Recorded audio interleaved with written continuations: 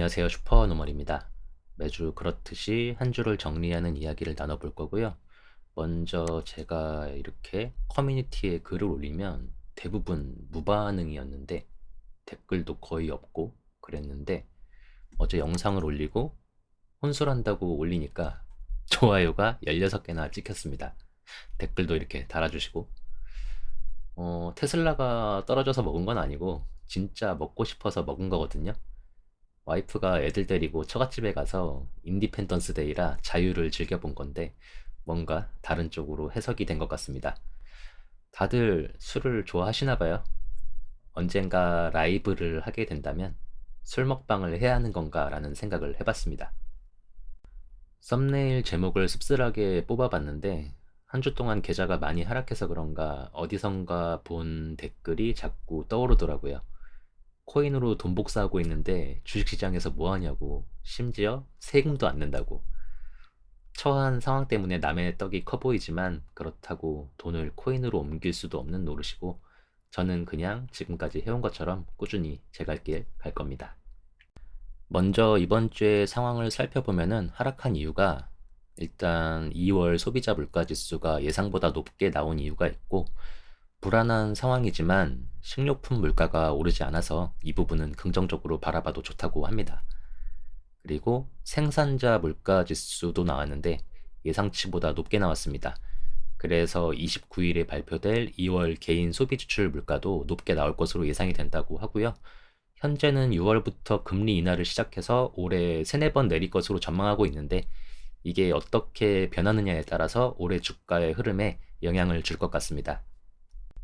계좌는 쪼그라들었지만 희망적인 기사가 있어서 가져와 봤는데 S&P 500 지수가 최고치를 기록했던 시기에 대한 역사적인 기록입니다. 역사를 보면 S&P 500 지수는 사상 최고치를 기록한 뒤 1개월, 3개월, 6개월, 12개월 동안 각각 1%, 5%, 10%, 12%의 평균 수익률을 보였다. 상승할 확률은 79%에 달한다. 또 전년 11월부터 2월까지 넉 달 동안 상승세가 이어진 경우가 16번 있었는데 지금 같은 상황이죠. 이후 12개월 동안 상승 확률은 100%였고 평균 수익률은 18%에 달했다. 이런 역사적 사례 외에도 S&P 500 기업의 이익이 4분기까지 전년 동기보다 2개분기 연속 성장하는 등 펀더멘털이 개선되고 있다. 심리 지표를 보면 잠시 쉬어갈 수 있다. 그러나 장기 강세장이 끝나는 게 아니다. 투자자들은 하락을 주식 비중을 확대하는 기회로 봐야 한다. 그리고 밑에는 다른 기사인데요. 이렇게 첫 50일 동안 17번 이상 기록을 세운 해가 1953년 이후 3차례 더 있었다고 합니다. 1964년, 1987년, 1998년. 1964년에는 50거래일까지 5.4% 오른 뒤 그해 연말까지 추가로 7% 상승했습니다. 그리고 1987년에는 50거래일 동안 무려 19.7% 폭등했는데 상승세가 9월까지 유지됐고 그러나 10월 들어 급락을 해서 10월 19일 그 유명한 블랙 먼데이 폭락을 겪게 됩니다. 다우 지수가 하루 만에 22.6% 내린 날이에요. 결국 첫 50거래일 이후 연말까지 수익률은 마이너스 14.8%에 달했습니다. 1998년은 7월까지는 9% 올랐지만 이후 조정에 들어가서 10월까지 20% 급락세를 보였다고 하고 그러나 또 연말까지 16% 반등하면서 플러스로 거래를 마쳤다고 합니다. 1987년 블랙 먼데이 말고는 그래도 긍정적인 이야기가 많습니다. 그리고 이번 주 3대 지수는 다우, 나스닥, S&P 500 이것만 보면은 그렇게 엄청 떨어지진 않았습니다. 그냥 인덱스 펀드를 갖고 있다면 계속 오르다가 조정이 왔구나 하고 생각을 할 수 있는 상황 같은데 이제 저는 이렇게 필라델피아 반도체 지수가 떨어지면서 그동안 오른 속슬의 비중이 늘어나 있어서 변동성이 커진 덕분에 계좌가 많이 쪼그라들었어요. 일주일에 막힌 맵 역시 시뻘겋지 않습니다. 제 계좌만 떨어졌어요. 역시 반도체 쪽이 안 좋고요. AMD 브로드컴이 왜 이런가 찾아봤는데 AI는 거품 우려 때문인 것으로 보이고 브로드컴은 실적도 잘 나온 상황입니다. 구글이 뭔 일이 있는지는 모르지만 매그니피센트 7 중에서 가장 저평가되어 있다는 기사가 있고요. 그리고 테슬라는 아시다시피 상황이 좋지 않습니다. 또 눈에 띄는 부분이 오라클. 오라클이 클라우드 부문에서 AI에 대한 수요가 증가하면서 실적이 개선됐다고 발표하면서 주가가 폭등했고요. 어도비는 2분기 매출 전망 하향으로 폭락했는데 개인적으로는 얼마 전에 오픈 AI에서 소라를 공개하고 나서부터 주가 흐름이 좋지 않아 보입니다. 어도비랑 오토데스크는 대체 불가 소프트웨어라고 생각을 했었는데 AI가 발전하면 그렇지도 않을 거라는 생각이 들기 시작했어요. 한 주간의 분위기는 이렇게 요약을 하고 스크랩한 신문 기사를 살펴보겠습니다. 제가 지난주에 관심 있는 분들은 읽어보시라고 신문기사 링크를 영상 제목 밑에 설명하고 고정 댓글에 남겨뒀었는데 이게 한국경제신문 가입된 사람만 볼 수 있는 건지 모르겠어서 이번 주도 링크를 걸어둘 테니까 한번 봐주시고 안 보이면 댓글로 말씀을 한번 해주시면 좋을 것 같고요. 첫 번째로 비트코인이 1억 원을 넘었다는 기사인데 지금 왔다 갔다 하고 있는 것 같아요.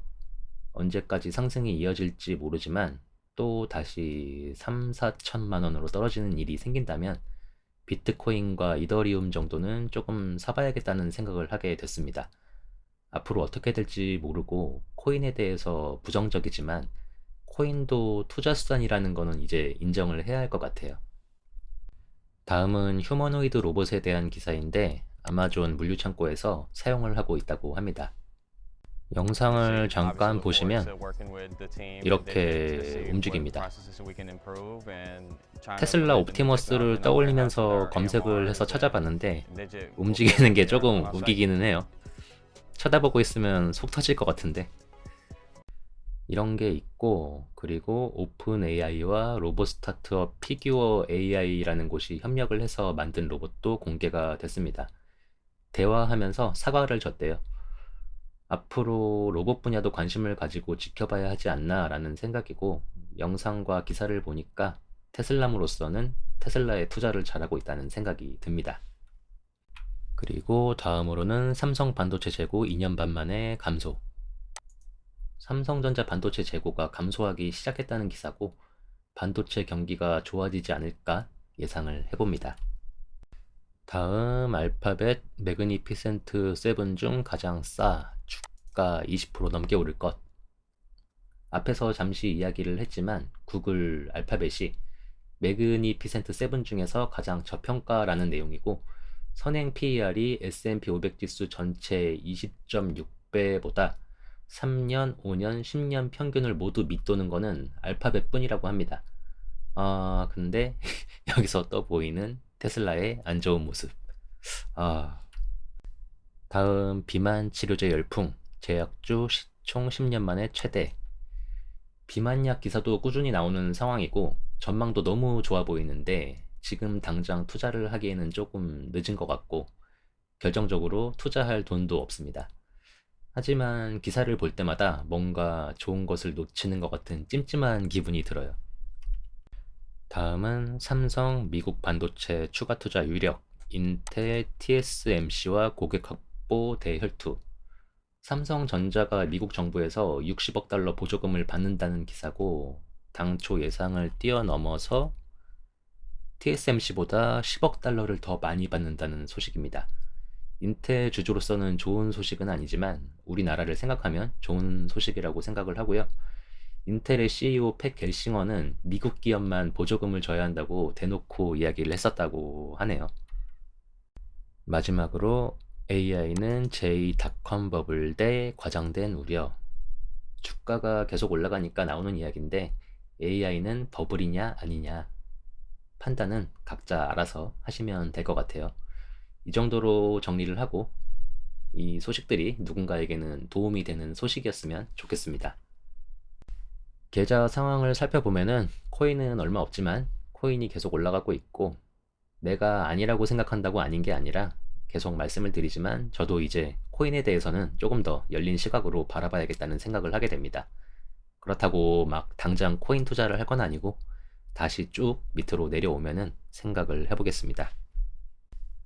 저의 미국 계좌는 지난주 29%에서 20%로 내려온 상태고 최고 38%에서 2주 만에 이렇게 계좌가 쪼그라들었습니다. 전체적으로 파랑불이 더 많은 상황인데 아이러니하게도 장기 투자하면 계좌가 녹는다는 레버리지 ETF들이 든든하게 버텨주는 상황이에요. 긍정적으로 바라보면 이번 달에 추가 매수를 할 때 세일이야 하면서 별다른 고민 없이 파랑불 들어온 주식을 골라서 모아주면 될 것 같고요. 투슬라와 삼슬라는 어제 올린 영상에서 말씀드린 것처럼 관망하고 지켜보면서 반등한다 싶을 때 평단 아래에서 물타기를 하면 될 것 같습니다. 재차 이야기를 하지만 정말 TQ 속슬은 양반이었습니다. 그리고 이번 주 아버 리얼티 트러스트 배당금이 들어왔습니다. 10% 고배당은 이런 맛이네요. 주가는 10% 떨어져 있는데 이렇게 꼬박꼬박 고배당이 나오고 또 배당까지 매년 올려주기 때문에 평단을 낮추면서는 수량을 늘려놔도 괜찮다는 생각입니다. 친환경 보냉상자에 꽂혀서 매수한 국내 주식은 또 조금씩 내려오고 있는데 만약 음전한다면 조금만 물타기를 해서 단기 수익 창출을 노려볼 생각입니다. 생각처럼 될지 삼슬라처럼 물리게 될지 모르겠지만요. 그래도 꾸준히 신문에서 기사가 나오고 있고 어딘가와 계약을 맺고 본격적으로 사용이 된다면 저의 상상이 현실이 될 수 있다고 희망해 봅니다. 마지막으로 방치 중인 연금저축계좌는 4% 가까이 하락을 했습니다. 제 계좌는 9%가 하락했는데 연금저축계좌는 4%도 하락을 안 했어요. 심지어 필라델피아 반도체가 없었다면 2%도 하락을 안 했을 거예요. 인덱스 좋습니다. 은행 예적금 대신 무조건 투자를 해야 하는 것이라고 생각하고 저도 지금보다 젊고 돈이 좀 더 많다면 인덱스 위주로 투자를 할 것 같습니다. 당연히 인덱스 펀드가 좋은 건 알고 있는데 안타깝게도 늦게 투자에 눈을 떠서 시간이 많지가 않아요. 개인적으로 평범한 사람이 인덱스 펀드로 안정적인 노후를 만들려면 30년 정도의 시간이 필요하다고 생각하는데 이제 40대 중반인 저로서는 20년 이내에 내가 원하는 노후 자금을 만들 수 있을지 의문이라서 무리하지 않는 선에서 리스크가 큰 종목에도 투자를 하고 있습니다. 어떤 결과가 나올지는 알 수 없지만 결말을 지켜봐 주시면 될 것 같고 급할수록 돌아가야 하지만 확실한 거는 시간이 부족하기 때문에 저로서는 어쩔 수가 없습니다. 가장 어려운 건 QQQ SPY는 그냥 팔지 않고 죽을 때까지 갖고 있어도 되지만 특히나 레버리지 ETF들은 언젠가는 매도를 해야 돼요.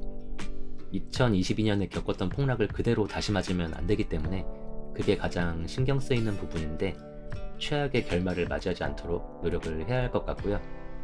주식 투자를 안 하시거나 어떻게 시작해야 하지? 라고 고민하시는 분께서 이거를 보신다면 일단 QQQ SPY든 우리나라 타이거든 뭐든 지수 추종 ETF는 꼭 투자하셔야 하는 거라고 말씀을 드리고 싶습니다. 진짜 마지막으로 기사를 하나 첨부하는데 요새 이런 분위기가 있다고 합니다. 저는 주식 투자로 재테크를 시작하고 세상이 썩은 게 아니라 집은 원래 월급 모아서 살 수 있는 게 아니라고 생각하는 사람이 됐어요.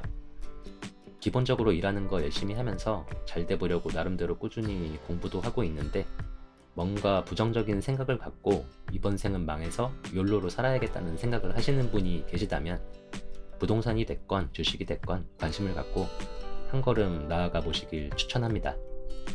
주식, 부동산, 코인 모두 하락은 기회라고 생각하고요. 불확실성 속에서 우리가 할 수 있는 노력을 다 해야 한다는 말씀을 드리고 영상을 보신 분들을 응원하면서 마무리를 하겠습니다. 이상 오늘 나눌 이야기는 여기까지입니다. 시청해 주셔서 감사하고 건강하고 행복하게 또 만나요.